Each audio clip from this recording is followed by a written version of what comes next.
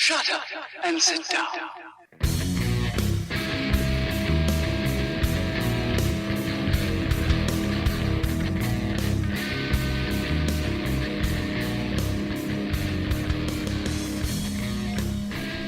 Hello and welcome to another edition of the Undercard Smart Wrestling Podcast.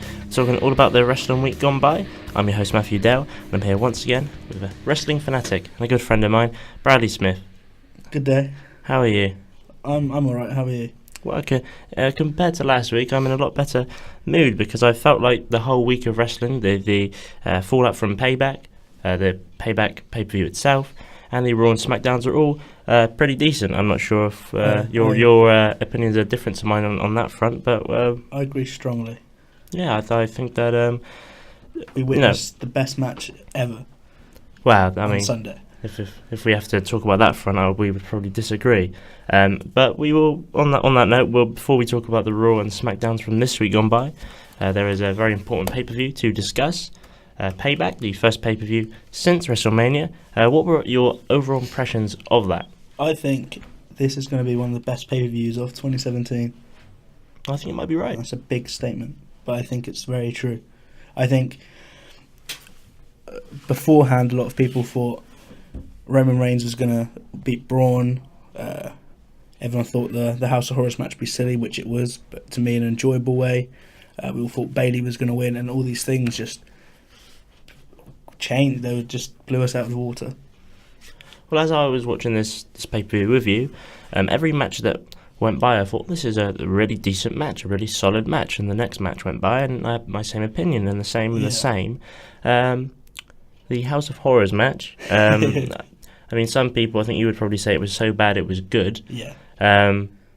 But I'm not too sure about that. I mean, I just wasn't into it at all, and I just don't think the match itself was decent. It was very repetitive into the. No. I know it was the House of Horrors match, and just sort of the slamming into everything that they could find really, and they really emphasised sort of the facial expressions and sort of the pain that they were in every time really. That was a downer, but every other match was really good, and there was that shock in there with Alexa. I'm not going to go for every match here, analyse every match, but I do have a few questions. I was going to go through a quick discussion now of order. Yeah. We saw Chris Jericho claim back the United States title, which was a big shock, but I think thinking about it, it was just a thank you before he went. One final pay-per-view win, and we saw the finger that won Owens at WrestleMania get broken, and that's the story there, and it was a good match to start the night with. Do you think it was the right decision for it to go on first? It was on second at WrestleMania, and this feud has been brewing for so many months, and for it to be on the start of the card, do you still think it was a good idea for that? If you think about it, though, if it was in the middle of the House of Horrors match or something, it would have lost what it's built up for 8 months. So I think the start was good. It started the night off great for me. Yeah, I think so. I think that despite what I said, I think at WrestleMania, it really gave the card something early on, and the same for this really. And it was a nice touch for Jericho to win. We'll talk about what happened on SmackDown later on. Another thing, Aries did beat Neville, but via DQ. Didn't win the Cruiserweight Championship. Did you like the way this actually went down with Neville sort of disqualifying himself by shoving the ref? Yeah, it's great because it's one of those things that people that don't watch wrestling, they'll always say, why don't they just get counted out, or why don't they just hit the ref? And that's exactly what Neville did, and it's just innovative. Every time Neville fights or defends his title, and it's just great, I say it all the time. I just want him to keep the title forever. I like the way this is developing, really, because Neville he used to be this heel, very much like draw a comparison to Charlotte, very much like that type of heel. They're the bad person, but they're not really. They're winning on their own accord, winning clean, and then they don't have to find another way to win. And now there's a contender like Aries who really stands a chance of winning this. Neville has to find a certain way, so it's really moving in a decent direction. The tag team match Hardy Boys defeating Sheamus and Cesaro. Sheamus and Cesaro finally turning heel. Is this the right time for it to be done? I think if they're going to keep the team together, then yeah. I always thought, Cesaro would have his own push, and I've said it since, episode 1. But if they're going to keep them together, then yeah, why not turn them heel? Because it was a constant battle between Sheamus and Cesaro, but getting the fans behind you or not getting the fans behind you. So in the end, it's Cesaro who's caved in, and now they're heel. I really like the way, the fact that after the match, after the Hardy Boys won, they still teased that handshake again, like they've been doing on Raw for the last 2 weeks, and then we thought, this is gonna, be the same ending, and people would have been satisfied by that because it was again a decent match. But I like the way that they went, and then they came back and then attacked the Hardy Boys on Raw. They actually looked really banged up. It was a really physical match. Jeff lost a tooth, and I think Matt was bleeding from his eye. So it was really, really physical match. But overall, do you think that this is, there's going to be a match sort of next week on Raw to determine the new number 1 contender, but do you think these two can still run with this for a while? Yeah, I think one more, pay-per-view, Extreme Rules maybe, and then hopefully they split up. I don't want them to die out like the other tag teams on Raw. So I hope. I mean, by then the Revival will hopefully be back and new things can happen. And Cesaro and Sheamus will just go their separate ways, I think.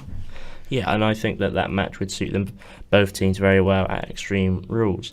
The first real surprise of that night, genuine surprise that I rarely experience all the time, was Alexa Bliss beating Bayley, something that I really didn't expect from that pay-per-view. Yeah, we jumped up in shock and happiness, I'd say. Oh yeah, I was very pleased. She's better than Charlotte in my opinion.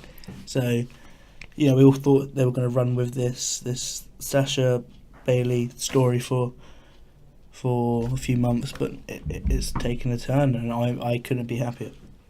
I was over the moon, to be honest. I thought that with this momentum that she's been having, and she's made such a statement on Raw, and the crowd have loved it as well, they love this heel persona, it would be difficult for her to, I wouldn't say difficult for her to come back, but it just would have been disappointing for her to lose, and I thought she would lose because it was in her hometown.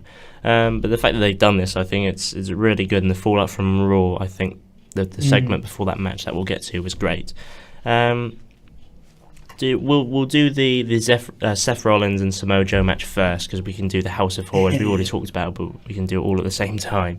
But this was one of, as we said last week, one of the most unpredictable matches, and I still didn't know what way it was going to go. You did call it though. I did call it. I thought that it would be a cheap 3-count roll up, which it was on Rollins' behalf. What were your impressions of this? I personally liked it because I thought that I knew it wasn't going to be the end, and it would just gradually set something up nicely in an attempt to really make something of Samoa Joe. Yeah, I knew it wouldn't be over after this, especially after a roll up. For the first 10 minutes, I was just looking at tweets about the thing we saw before, but then the last 5-10 minutes, I really got into. It's a shame that it was in the middle of what it was in the middle of. Because this is like main event worthy, this kind of matchup, and I'm happy on Raw we've learned that it's not the end, and we'll see more great matches from these two. Yeah, in another way, you could say that the fact that it was sort of like a half time between Bray and Randy, the way it was done, that pre-recorded segment, and then you had Rollins and Joe, and I don't think people were happy with the pre-recorded segment between Wyatt and Orton, so they could really get their teeth into something in this live action, and it was a really good match. And then it was sort of gives people a chance to digest and take in what happened in the first half of this match and get ready for the second half of this House of Horrors match. I had a feeling that it was going to be pre-recorded, especially the first half. Because you got to be realistic and try and push the boundaries of this type of match. So I understand in a way that it was pre-recorded the first half. Can you sort of understand that as well? Yeah, I just don't understand why people are losing their shit about it. Like, the first thing I saw was Why is it dark? Like, it's obviously pre-recorded. Don't get upset about it. And in this whole world of kayfabe, as people like to say, it's just wrestling. Like, I try to make this very clear on Twitter. It's just wrestling, and try and enjoy it.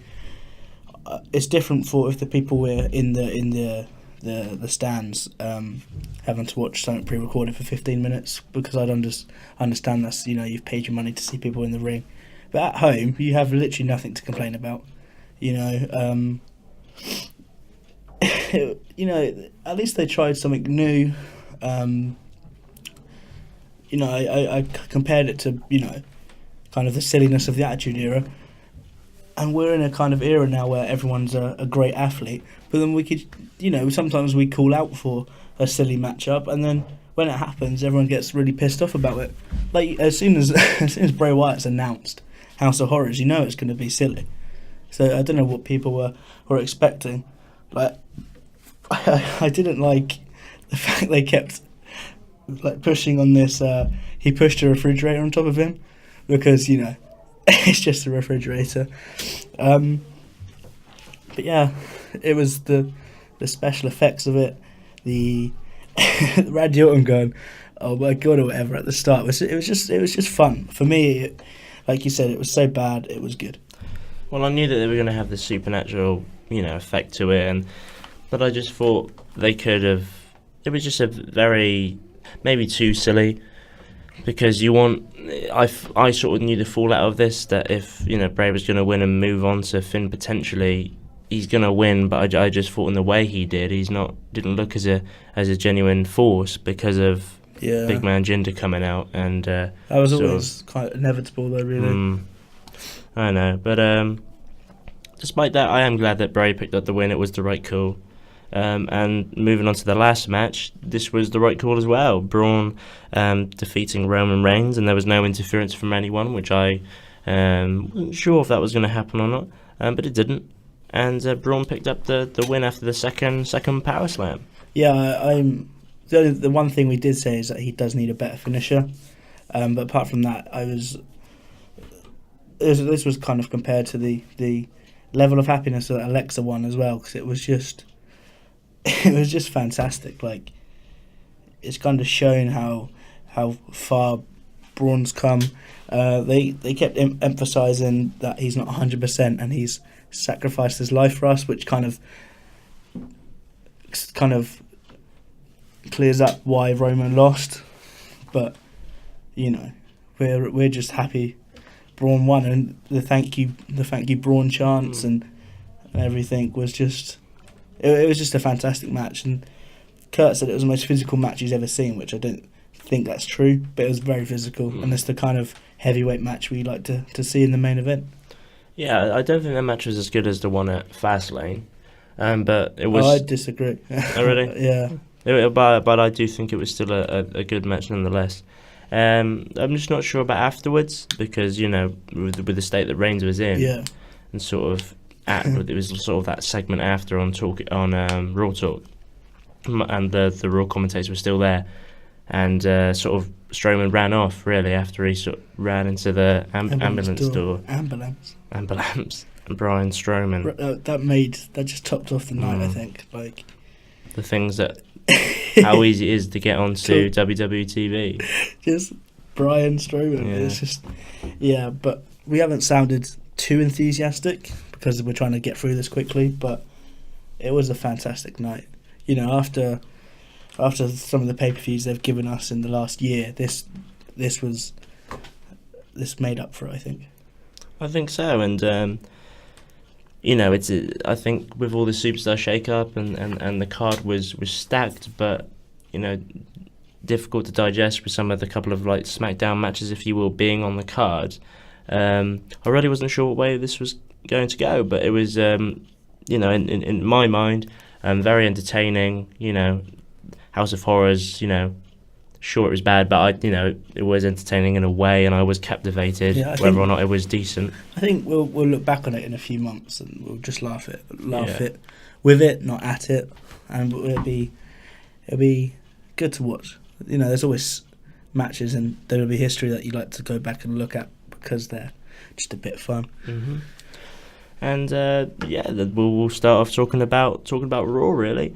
Firstly, as we said, one of the shocks from Payback was Alexa picking up this shock win, if you will, and it seems like they've showing this. I don't know what the word is. Really, showing this faith in Alexa and putting her right in the centre of this opening segment on Raw with all of the Raw women's division. Did you like the faith that they're showing in Alexa? Yeah, first of all, I liked the fact she started off the show. And she said on Raw Talk, actually, that she deserved some kind of coronation. And what was nice is that she called herself a goddess, which I would strongly agree with. Because, that's just the top of the top. And obviously she's the first woman to win the SmackDown and Raw women's titles, and it was just fitting to her kind of character, and to be surrounded by the rest of the division was kind of in your face, and I really liked it. Yeah, I like the fact that she used that word goddess, because it's sort of so different. Charlotte called herself the Queen, and she's gone. She said the Queen is dead. Yeah, I really which is a great album by the Smiths. But it's just a nice comparison to Charlotte. Now Charlotte's gone off, the Queen's gone off in Spearhead and SmackDown, when sort of Alexa's the goddess on Raw, and I really like that. And she'll address each member, really, well, all the faces of the Raw Women's division. Yeah. And that led into the tag team match, but I think we spoke about this briefly. He wasn't too keen on the match itself. Yeah, just the whole kind of women's division. It's like, because it started fresh now with Alexa as champion, they wanted to kind of show off what they've got, but then we still know all they've got is the four usuals, because you're not going to see Dana or Alicia Fox in that picture anytime soon. The one thing I don't like, though, is I think Alexa's going to lose it very soon and start something with Nia Jax, just because they keep building on like the small person bumping into the big person. Yeah, I think that it will happen sometime very soon, but I'm not sure if that would be for the title. Hopefully not. I have a feeling. Well, I'd rather that than, because I don't really want Alexa to lose a title to Sasha Banks. I think she's going to lose it back to Bayley. Really? Well, but I'm not too sure. But I wouldn't want Alexa to lose it to Sasha. Or not. Well, I mean, I'd be more to that, to be honest. Because if they're going to go with something, sense, yeah. Sort of the foundations are there. They're drawn together as two buddies, really, and you could have another thing where it carries on, and then they'd split and subsequently have a feud. Mm-hmm. Do you think, this is just on the top of the head because I was thinking about SmackDown, do you think Asuka's going to be on Raw or SmackDown? At the moment, I'd probably say SmackDown. Because I think it's leaning more to Raw at the minute. Really? I just think because of the stuff that's going on with SmackDown at the moment, it's just going to sort of twaddle out very quickly. I think they're going to cry out for that hero. Yeah. So I don't think, Natalya, Carmella's, her momentum is totally gone, and, you're not going to do anything with Tamina. Definitely not. So she'd probably be edging towards there. Yeah, I don't think it's happening anytime soon, though. No, but we'll see. There's a lot of matches, really, or segments on Raw, and we'll skip through a couple very, very quickly.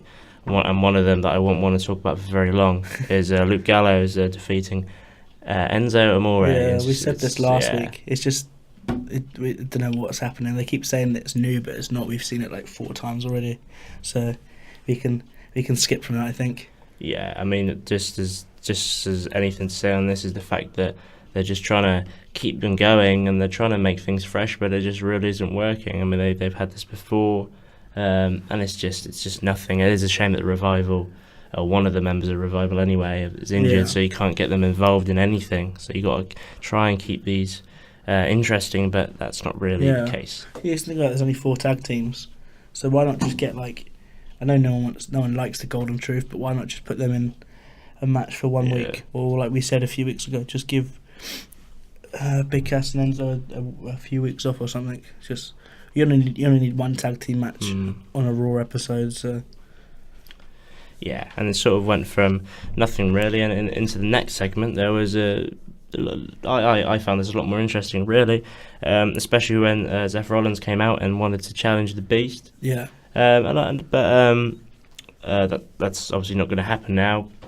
Ambrose came out, and I like the way he did this. He sort of addressed the, this 30-day rule or anything that will aggravate the diehard fans. But he basically said he's Lesnar. He can sort of, he's going away. He can defend this title whenever he wants, and he's not going to be back for a while.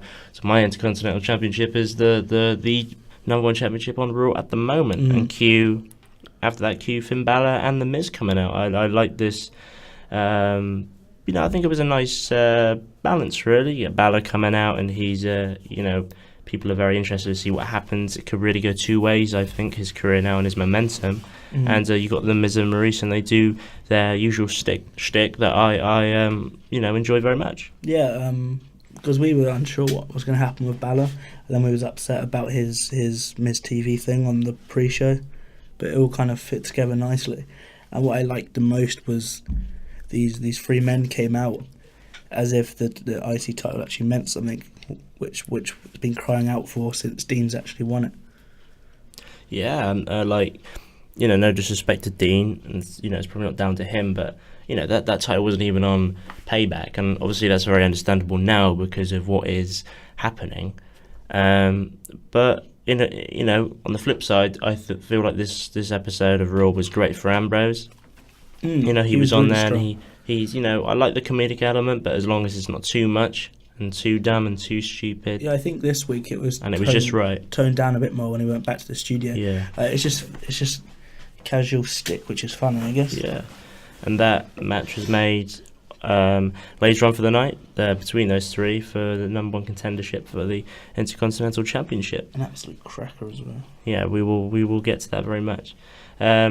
Sort of, as I said, I felt like this week of wrestling and Raw was decent, but thinking about it now, you have the Gallows and Enzos, not all there, and you have the segment between Rollins, Miz and Balor and Dean, which was, entertaining, some of new, some of fresh, and then you have this 6-man tag, Cruiserweight match. I ever just forget about these things. Whereby, we won't cover this very much, but you have this match whereby none of these characters are being developed. I know you only get a couple of cruiserweight matches in a show, and you want to involve everyone to make people interested to watch 205 Live the day after. But when you have just a standard heels v faces match where really nothing is going on, and sort of the most interesting thing is Noam Dar and Rich Swann from the fallout of Noam splitting up with Alicia Fox. There's going to be there's obviously a problem there, and later on there's a cruiserweight match, but this is just, what do you think of the state of the cruiserweight division, bar from the Aries, TJP and Neville thing? Yeah, I just don't really know what to say anymore. They did so well with Gallagher, and then that was it. I mean, we thought Mustafa Ali and Tozawa were going somewhere, and then that hasn't gone anywhere. I'd even like the Brian Kendrick back in the picture, because at least he has some kind of charisma. But these people are just being thrown at us and being made into matches, kind of like the tag division, I guess. And yeah, you just have to handle that side, which is the side away from the good stuff, the Neville stuff. And because the feuds within that 6-man tag have started and then dwindled out and people have forgot about them. There was actually a point during the match where Corey Graves had to just summarise the feud between Swan and Dar, and the feud between, especially the feud between Tozawa and Brian Kendrick. Because people either lose interest and then just forget, because this all occurred so far away, and it doesn't tease it on Raw to make people want to watch 205 Live. So it's a bit of a mess on that front. And Tony Nese, just, I don't know, I can't remember what his nickname is, but he's just there. The premier athlete. Yeah, it's just, he needs to prove it or something. You can't just say that. And then obviously he doesn't have the chance to prove it. We'll just stick with what we always say, get rid of the purple ropes and intertwine it into an actual Raw episode instead of separating it. And then it also makes more breaks and silly promos and things, because they have to change the rope and the canvas, and it's like, if it was red ropes, then maybe they could have more time. Yeah, I know, but I don't think this is going to change anytime soon. Nah, I think the fact that they got this 205 Live on the network as their baby, really, they're going to try and protect that as much as they can. Yeah. Sort of have this separate but not separate with apparently the Raw. views in it are like abysmal. But I'm not there's- surprised. There's no point cancelling it because they like film it after SmackDown's filmed, shown. So then it's not like they have to go out their way to film it or anything. So they're just going to keep it going, I guess. Yeah. Anyway, and we move on. The fallout from the tag team match from the previous night's Payback, Sheamus and Cesaro sort of explaining, as many heels go through the day after, explaining their actions, and this had mixed opinions on the Twitter scene anyway, and probably from me as well. What did you think of this? Yeah, first of all, I like that they've got a whole entrance and a look and everything now. So I don't think this. I said it like 10 minutes ago that they're probably going to split up soon, but it doesn't look like it now. Hopefully, they take the tag titles from the Hardys and we can see broken Matt Hardy. But anyway, yeah, I didn't like what they said because they just said what Enzo and Cass said, and they said what Gallows and Anderson said. The Hardys turned up unexpectedly, and it's their fault they didn't win. But they had so much more they could have went on about, like Cesaro getting frustrated. He was always trying to make the fans happy, and he never won, and then he just got frustrated. Like, even that is more of a viable storyline than just saying the Hardys turned up and we wasn't expecting it. I don't like the catchphrase that they sort of had. What was it? We are the bar, and it's just that. It's like the thumb, isn't it? I don't like it. And sort of out of the blue, really, and it was very much like I said to you yesterday, like the Usos had their catchphrase. Yeah. It's not paranoia. It's the Usos, and it's just like you don't need the fact that you need that catchphrase to summarise what you're saying is probably makes out that what you're saying beforehand is quite weak, and I did think it was weak in a way, but I would still be all for another match between these two teams at Extreme Rules. Definitely. Something that I would love to see. The only thing I want to know about this though is did Jeff Hardy's tooth get put back in, or what? Because he didn't open his mouth.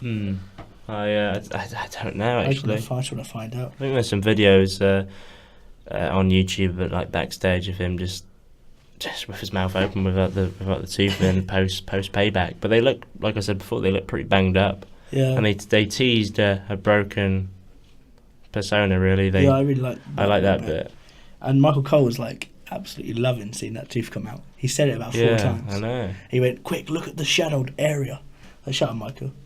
I just, and then the catchphrase as well. They're not the bar because they didn't win. Exactly. Which is what Michael Cole said. Which is like the only thing he's ever said. The fact they said that they proved to everyone that night why they are the top team, but they lost. Exactly. And there are a lot of these days where there's a lot of heels that lose a lot, but are still convinced that they are the bar. Ziggler comes to mind straight away. Definitely. Moving on to something odd. Are you a fan of the TUS brand and what you can do with Apollo Crews? It's just weird, isn't it? But I think I'm actually going to start to enjoy it. Like, I enjoyed this week, but I think Heath Slater helped that a lot. Like, he's so over. Like, literally, he had chance the whole match. And it was a weird scenario. Two faces fighting each other. Rhino was there just doing this thing, even though he's like 100 now. And I think it's probably just going to lead to an Apollo Crews and Titus matchup eventually. But it's nice because Apollo Crews has shown what he can actually do. The only thing I didn't like is the ending. Like, I don't know if Heath didn't sell it right or if Apollo Crews messed up, but it just looks so dead. Yeah, I think that was just. I mean, I didn't really notice anything like that. I think it was just more the magnitude of the match and what. I mean, I don't think people were expecting it, to be honest. It was nice to see Heath.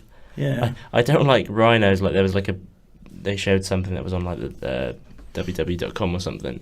Just Rhino just eats crackers all the time. It's just I don't get that. Nah.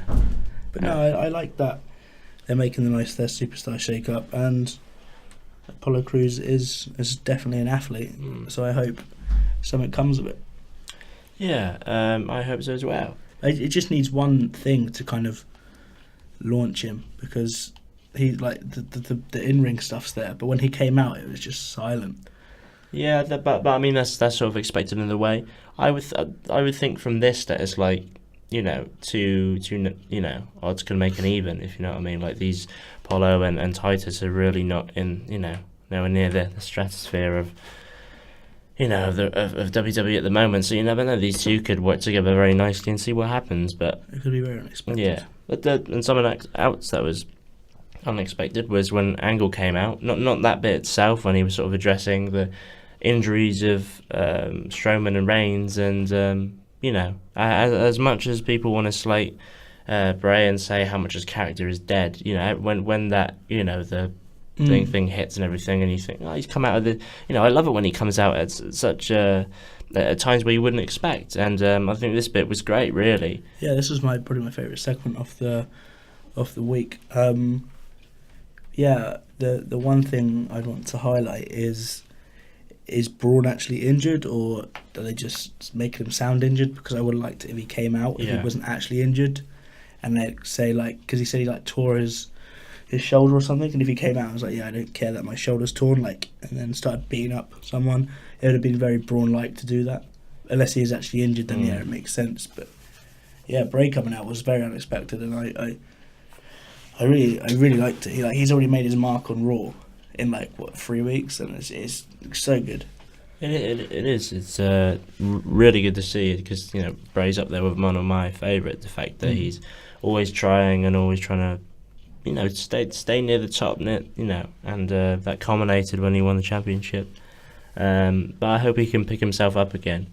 With Braun, I would have really liked to have seen him out, because my reservation to that is because I think they don't want Reigns to seem, beneath Braun so much, and maybe because of what happened afterwards, Braun running through that ambulance door, maybe, even the odds a tiny bit more, hence the reason why they both didn't come out. Braun didn't come out.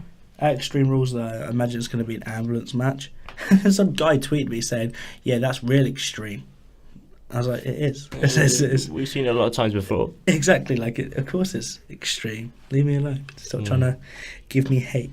But yeah, I imagine it will be an ambulance match. It's been involved too much for the rivalry not to finish with, I imagine, Roman slamming Braun into the back of an ambulance. You talk about hate that we were, I wouldn't say picking, but we were correcting someone's grammar. Was it the Braun Strowman guy? Braun Strowman guy. I couldn't find. Yeah. Braun. And then he was like, yeah, that's autocorrect's fault. Then he put Bruan. Yeah. BRUAN, he spelled it, and then someone was like, yeah, that's wrong as well. And I looked at it the other day, he still hasn't deleted that tweet. No, he's famous. And the guy that put ambulance, he's absolutely famous now. Yeah. He's got so many retweets, and he's asking for t-shirts and stuff. It's just such a good tweet. Ambulance. I'm not even sure, we can't, he wouldn't have expected to actually get on to Raw Talk onto the tweet, because you would think that someone's just going to monitor every single, every single grammatical error they will get rid of. But I don't want to delve onto we're supposed to be talking about Strowman and about Bray. We've got off. Just at the time, once I've seen that, those two words flow across my screen, it was very funny. The absolute, we was gone crackers at that point, and then Bale as well, and all these things. But anyway, it was a long night, and we were worn out.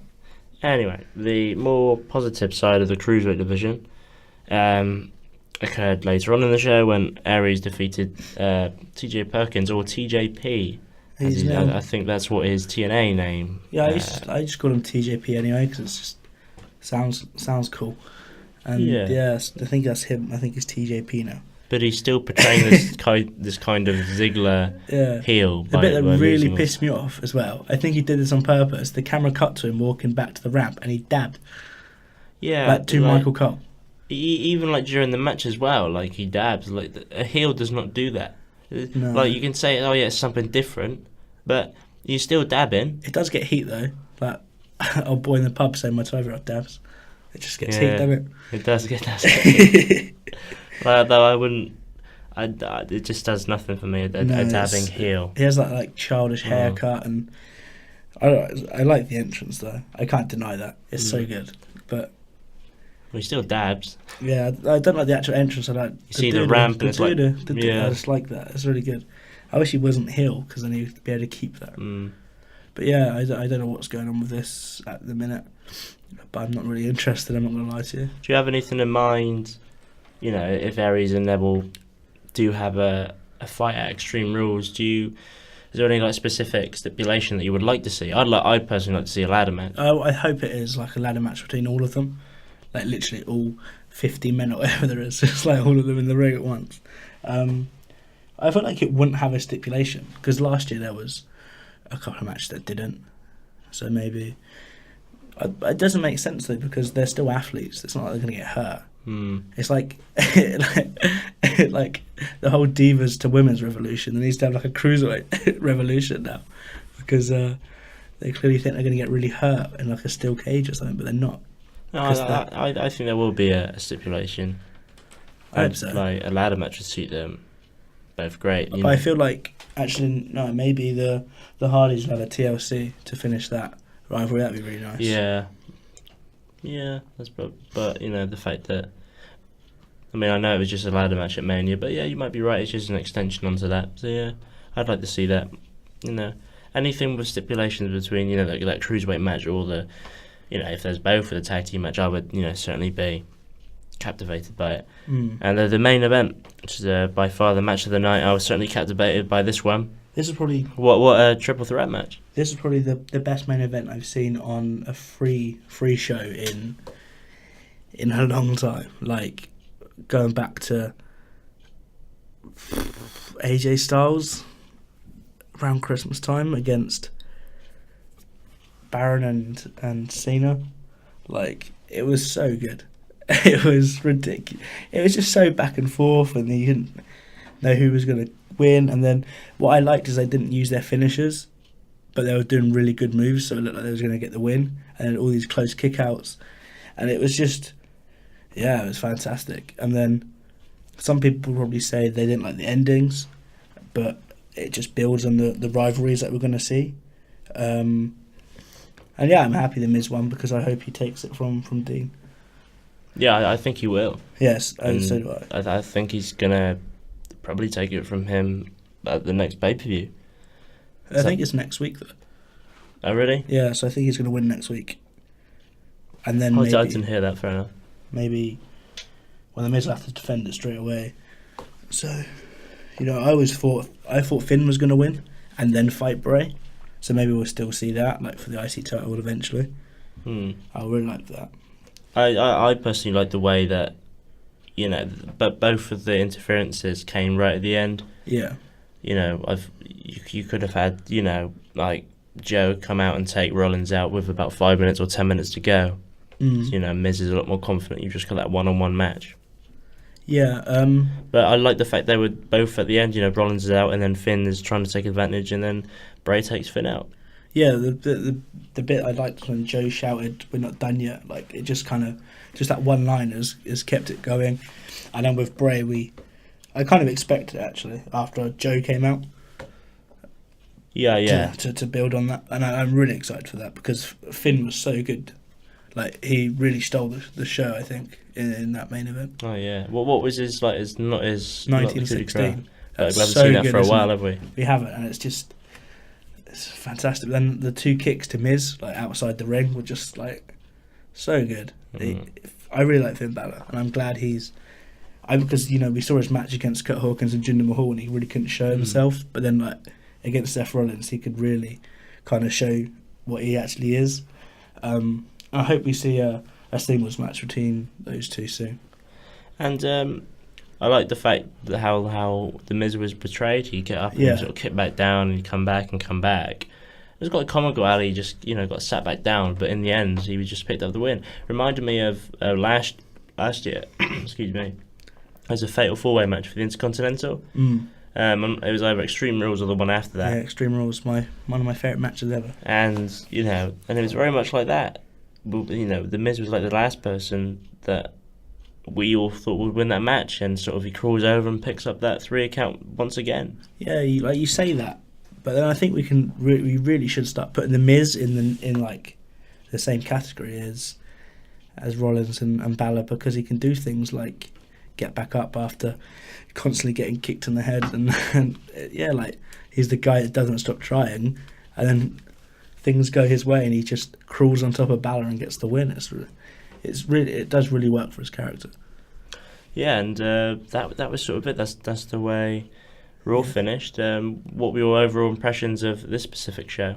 Yeah, I think the main event just made the Raw so good this week.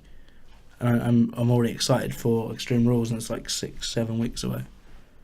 Yeah, I mean overall, yeah. If the main event wasn't of that caliber, I'm really not sure how I would, what my opinions of Raw would be.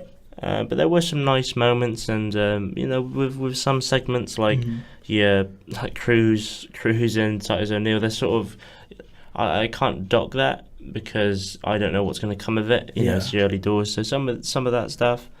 And with the main event, you've got so much potential now. You can have like Balor versus Rollins, Balor versus Miz versus Rollins, like Bray versus like Miz. We have all of this now to put together. Yeah. And like it's and obviously Ambrose versus Rollins, Ambrose versus Balor. So you have like this whole separate division of main event stars now.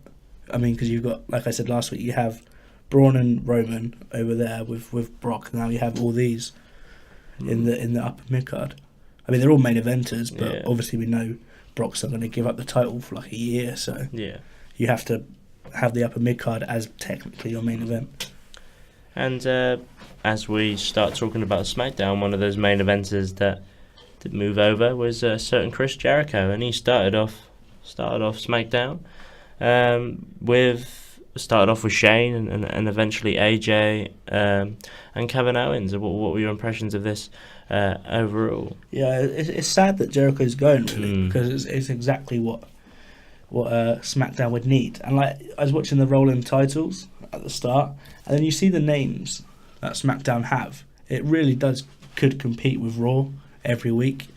You see Nakamura, you see Owens, you see AJ, you see Baron, you see Chris, and obviously Randy, Jinder, and it really could on a weekly basis compete with SmackDown. And obviously it's just a shame that Chris has to go, and we don't know how long he's gone for. But the bit I really took from this was the fight between Styles and Owens outside the ring. It was so good. It was great, wasn't it? And I think because Jericho was at the start, it was really nice that Shane introduced him, and it was like, in the back of people's minds, people did know that this was going to be his last. And there was shocks, actually, when KO did, pin him at the end. But I thought that KO was going to win.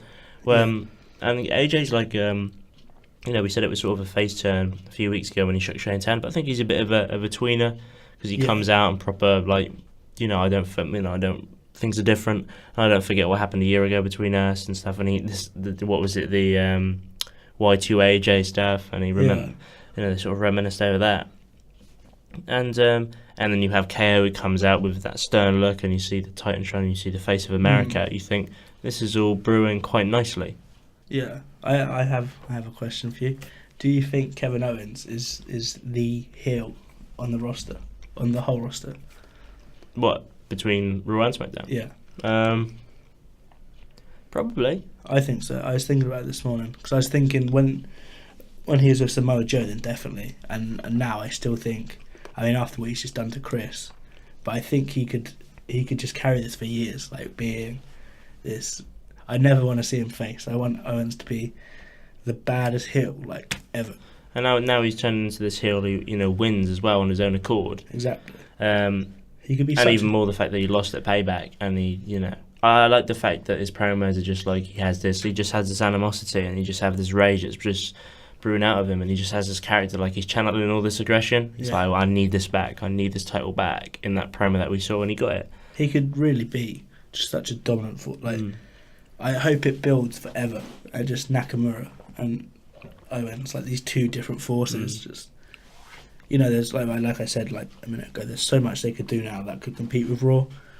But yeah, I honestly think Owens just has so much potential to.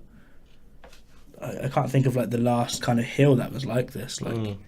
So I think he's definitely. I mean, you can put him in the same kind of category as the Miz and Joe, I guess, and Braun, but I wouldn't count Braun as a heel. He just does what he wants. So yeah, I really think Owens and AJ, like that match is going to be so good. But one of the heels that you probably wouldn't put him in that in that bar with is Jinder Mahal. I decided this week I don't mind him when he doesn't talk. Like his match with Sami Zayn, I managed to get through without getting annoyed because he just didn't say anything. This was the first week where I've now fully digested everything that's happened, and I'm fully accepting of the fact that he is number one contender. Yeah, I think it was the same with me as well. It did take a turn. This match itself with Sami was very predictable. Yeah. I always knew that this was probably going to happen. You know, he's not going to pin Sami clean. But I thought it was the Bollywood boys, and now it's the Singh brothers. Yeah, I think it's more marketable, but you know what I mean, like kind of race related. As like if you heard Singh, you'd think like Indian. I mean, I guess you would have Bollywood boys as well, but I guess it's the Hardy boys, and they don't want too much of that going around. But yeah, Sami's just the ultimate kind of jobber for everyone. Like I just think he likes to wrestle, I guess, and credit to him, because one day I know it will pay off, definitely. Do you think that, like, because he's nearly there and he's obviously sort of in a way putting other people over to give them their moment, even if it is going to be 15 minutes of fame, like I think this Jinder feud is going to be, do you think that the crowd is going to give up on Sami having this moment, or do they know inside that this will happen one day? I think just for the simple fact of Daniel Bryan, then everyone knows it's going to come. So, I mean, like, he came out this week and everyone sings along to his theme still, like, and now he's on SmackDown. I guess we know it. I think we know it will come before WrestleMania. So I think we're still sticking with that, and I know it's going to happen. Yeah, I just hope it's done in the right way. You got Money in the Bank coming up. I don't want him to win Money in the Bank. No, I want it to be done in such a lovely way, like Daniel Bryan's win. Yeah, I wouldn't want it to be so similar to Daniel Bryan's, because, I mean, I wasn't so sold on the Yes story like a lot of wrestling fans were, but obviously you wouldn't want to knock off of that. So yeah, I hope it's in the similar way, but not, you know, exactly the same way. He has to like fight at the start of WrestleMania to get in the main event of WrestleMania, like that. Yeah, but like I said last week, there are a lot of options for that Money in the Bank, suitable options. But I don't think I would want Sami to be that person. No, I have a few names, I think, and it's not Sami Zayn. Because you got, you know, I don't think it'll be Zayn. You have Rusev who wants an actual title match at that pay-per-view, so he probably wouldn't be in the match itself. I really hope Rusev wins. Like, we've gone off topic completely, but I really hope Rusev wins.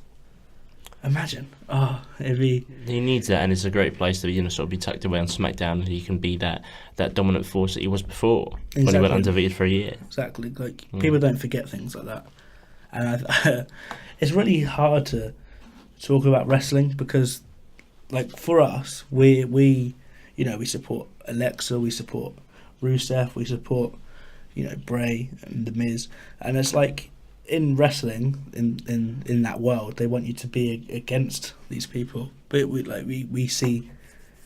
at their talents and their character, and we want them to succeed, and you know, it's hard to talk about it in that way. And this leads on nicely. If you look at Aiden English's character, you think he's got a voice of an angel? It was just 5 minutes of complete weirdness. And when he started crying as well, like, it was funny, but I never want to see it again, ever. Because after the match, even Renee neglected him after he got onto the... Ranny. Oh, yeah. You know, Chris Jericho giving us one final moment. Like, he's a great guy. But he lost to Aiden English. He lost to Ty Dillinger, rather, in a very quick fashion. But, you know, I'm not surprised that I think Dillinger faced him in his... he may have faced him. Well, I know he fought Kurt Hawkins, but I'm not sure if it was also English the week after. I think it was, yeah.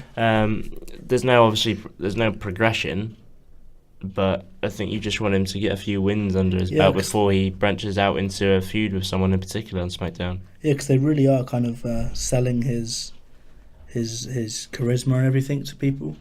Like Tom Phillips just kept going on about how great he was, and then on Talking Smack, Renee kept going on about how great he was. Like he had his own little segment because they want people to get behind these new NXT talents and not let them drop off, like Apollo Crews, for example.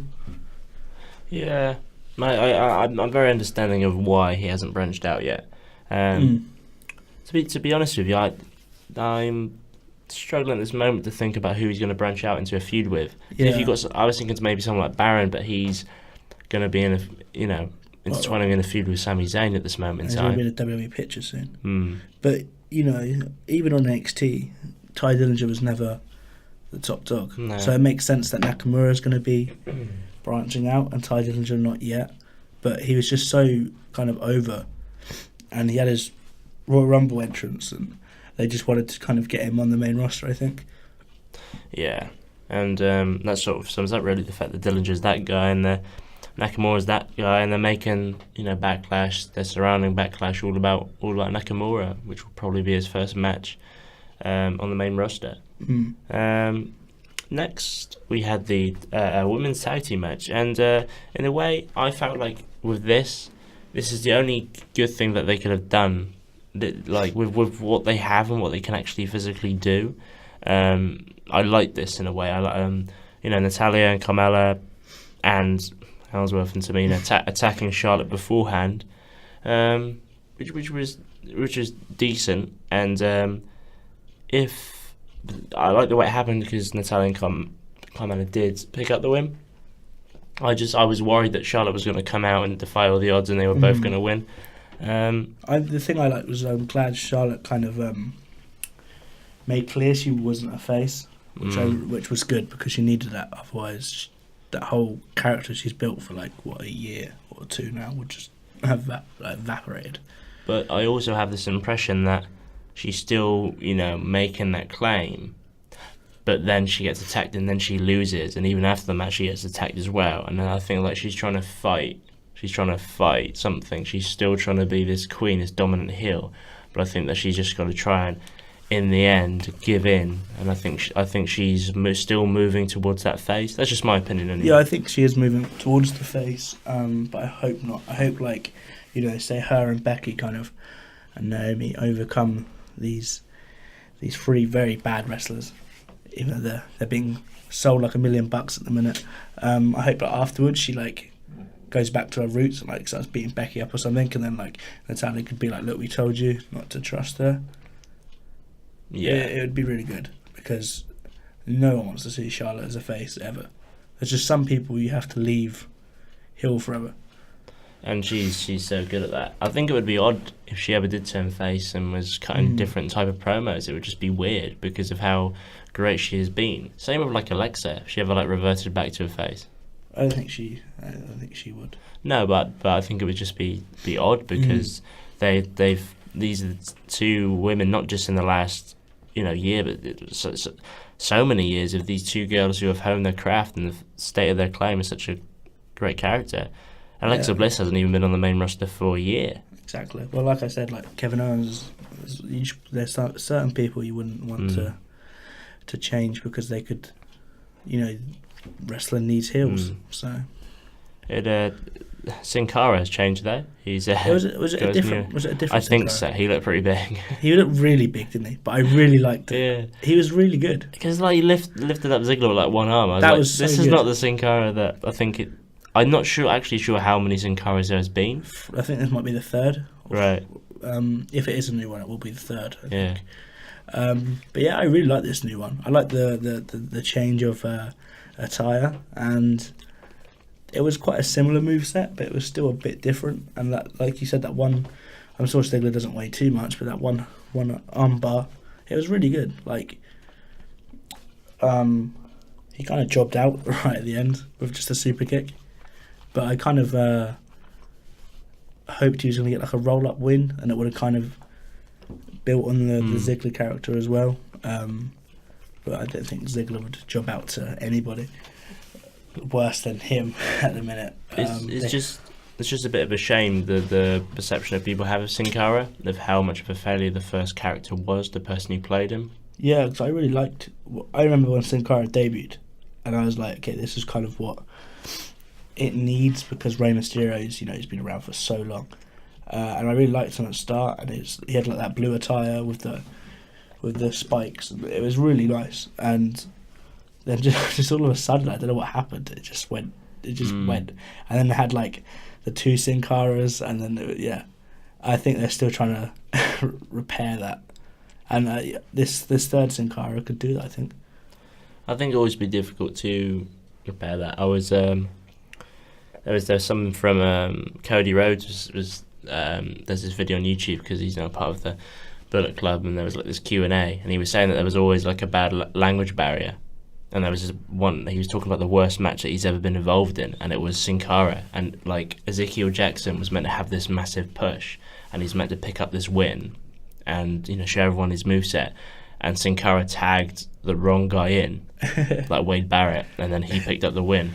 I think he's done us a favour there. Imagine Ezekiel Jackson push. He still had a bit. He's still like he was the last ever ECW, ECW champion.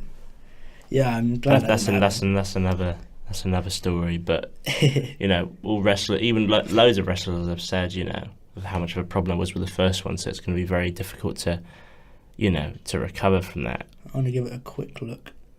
If it's a third Sin Cara. I think you're right. Because he's just so much bigger, isn't he? Because like the second one was at Mania, that ladder match at Mania 32. Yeah, the second Sin Cara was the Sin Cara Negro. Yeah. And he's actually took over the full Sin Cara character. No, it hasn't. The Wikipedia hasn't changed. It's still George Arlas, apparently. He's pretty big there. He is a lot bigger. Maybe just because he hasn't been on TV for so long, he thought, I'll keep getting paid, but we can put on a bit of timber at the same time. Maybe it's Luke Gallows. Because he was meant to be Kane, wasn't he? He was Imposter Kane. Yeah. Anyway. That's still a better character than what he is now. Yeah. Let's switch over. Where is Kane? I think is Kane just done now? He's trying to be he's launching a campaign to be mayor of one of the states in the US. Really? Cool. Yeah. So he's sort of trying to move on, because he wasn't at Mania, was he? He wasn't. I'm glad for Kane. Anyway, he can move on, and we can move on to the best segment of the night. Well, what do you think of the Fashion Files? Initially, I thought they were going to miss them out, but I thought they can't, because they won the week before. I thought they were going to miss it out, and then I just saw the Fashion Files, and I heard is it the Law and Order music? I think I'm not sure. I think it's Law and Order, and just that down, like it's so good. And just Fandango doing the end of the theme. It was really funny. It was just good. Like I said last week, that the character is over, so just play on it a bit. It was funny. There's not much to say about it. It was just a nice little segment. They put a little bit of budget into it, because why not? And Shane laughed at them on Talking Smack and said the Usos are going to be really hard to beat, and I agree, but I really hope they do win. It's difficult at the moment. Well, firstly, when Nikki Bella basically buried Tyler Breeze, I thought I wouldn't think that they'd be in this situation now. No. Even though when that number one contenders match was there, I did have a feeling that they were going to pick up the win, which they did. It was just my gut feeling. Yeah, same. And I think sometimes where some characters, some wrestlers are so far down the pecking order, you finally think and reminisce about how good they used to be, or what their position used to be on the card. And you could say that about Fandango. You could say that about Tyler Breeze, especially on NXT. So it's nice for them to have. This ain't going to last long. I think they're going to lose to the Usos, and then the New Day are going to come along. That's the other thing I wanted to say. Like, I was so excited when I saw the New Day segment, like little promo saying coming soon. Yeah. Just because. And Lana's. Lana. Let's not even talk about that. But yeah, I remember I watched the New Day collection on the network, like from how it started, and how they used to get booed and everything, and then how far it's come from that. And like now, I'm just so excited to have the New Day onto SmackDown as something new, because it's been weird without them, I'd say. Since WrestleMania, and then for a week or two, then Kofi got injured. It's been quiet. Like, it's just kind of something that I don't expect to not see every week. So, like when I saw it's just like the like music. Like it just gets me really, really pumped for them. In a way now, this Superstar shake-up is perfect for them, because on Raw, they've had their moment in glory, and it's time for someone else to step up. You got the Hardys coming back, Sheamus and Cesaro. I think Raw. SmackDown is great for them. I think Raw will come to regret giving them away, but it's great for SmackDown, and they're gonna win the tag titles, I imagine, and they'll have fun with it. It's definitely something the tag team division needs on SmackDown. Of course, it's been. I think there may have been a lot more faith in American Alpha, and it just hasn't worked as much as it could have. But when they beat the Wyatts, like all that time ago, it was crazy. They were so good, and then they just didn't cry out for the right opponents. Obviously, if you have a division of the Ascension, and at the time the Fashion Police, and that was really it. Like, who else was that? I can't even remember. It was just such a dead kind of tag team division. So then the Usos appeared and put on that great match, and then since then it's kind of been a bit dead too. So yeah, the New Day is what they really need. It would add so much greatness to SmackDown Live. And I think on SmackDown we'll see the breakup of it too. But that could come in a year or two or a month. Like we don't know. Or on a Big 4 pay-per-view maybe. Definitely, because I think it'd be such a genuine shock. And obviously, there's always rumours about Big E's single push, so it could happen anytime. I wouldn't want them to break up anytime soon anyway, and see what they can do on SmackDown. Definitely not. Like Raw, we had another great main event between Kevin Owens and Chris Jericho, and I obviously know, we all know the outside of what's happened with Jericho, so we sort of knew the end result. But if we didn't. If we didn't know that he's affiliated with Fozzy and he's going away, it may have been a shock. It would have been. A moment that sticks out for me is I love the DDT onto the floor, and as soon as Owens had escaped from the second Walls of Jericho, I knew that he was winning from that point on. Yeah, it was a bit confusing as well, because there's the roll up, and then he just kind of stood up and then he pushed him against the ropes and did the pop up powerbomb. So it was a bit of a kerfuffle at the end. But it obviously, we knew. I mean, as soon as the match was announced on Raw, I knew Kevin Owens was going to claim it back. But then obviously the shock was the end after the bell went. But they needed a way to kill off Jericho, obviously. And it was done in a great fashion, I feel. Yeah, I love it. He went away, and I knew he was going to come back. Yeah, I love the chair around the neck. It's brilliant. It always it just looks like it would hurt anyway. Like, Jericho and Owens have put a lot into this. Like, I imagine going through a TV really hurts, and the kind of things they've done for this feud, and it really kind of settled it nicely with Owens, just absolutely destroying Chris Jericho, and Chris Jericho having to crawl away, and it's something they could come back to in a year's time, or whenever Jericho comes back. Well, I think you put it very, very nicely. They've, like when you said, they've put so much effort into this, and there's been so much intensity in this feud.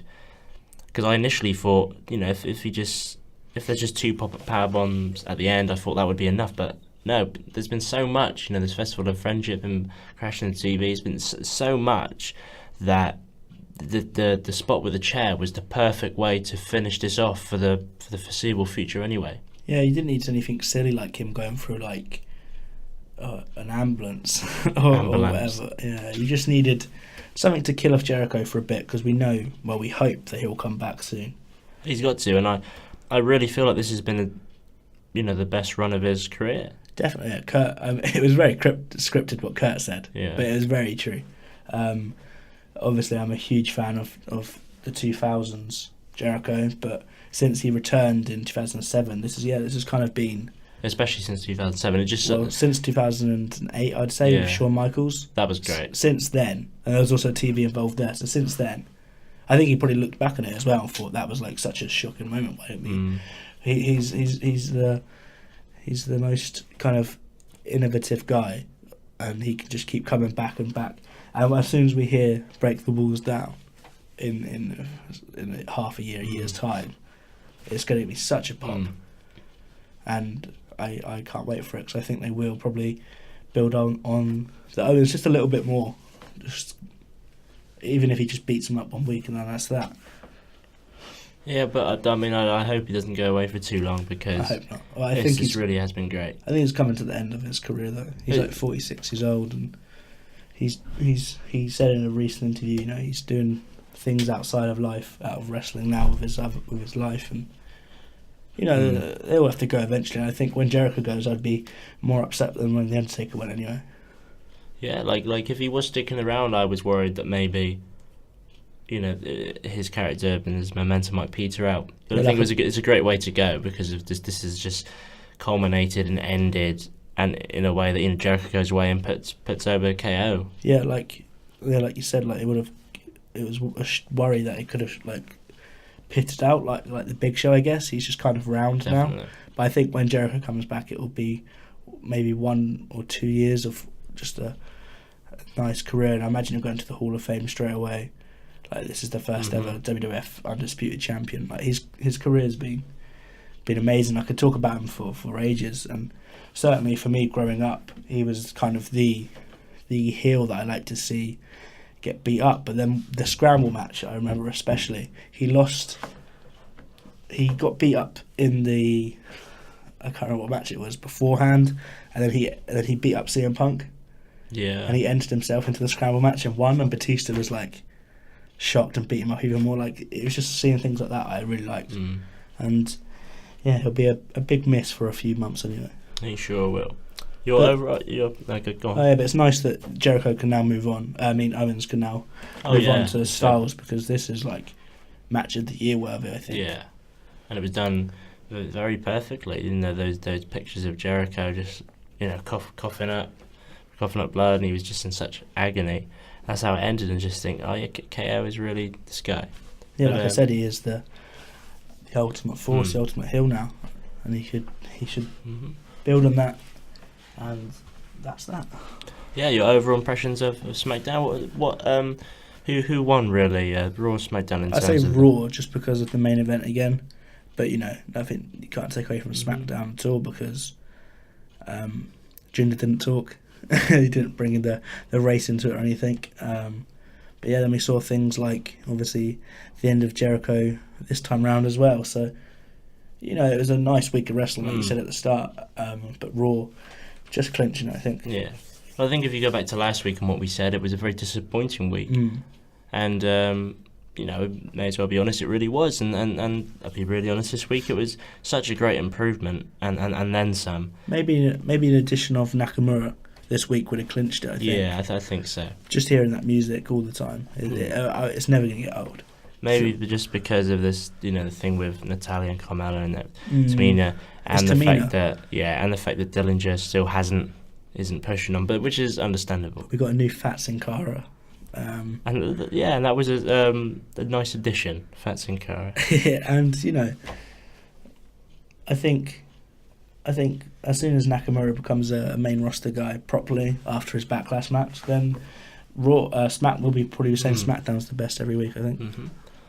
And on that note, that is the end of another edition of the Undercard Smarks Wrestling Podcast. Would you like to plug your Twitter? Or first of all, follow our actual Undercard Smarks Twitter account. Yes, our handle is at TUS Wrestling. Yes, abuse Brian Strowman, man.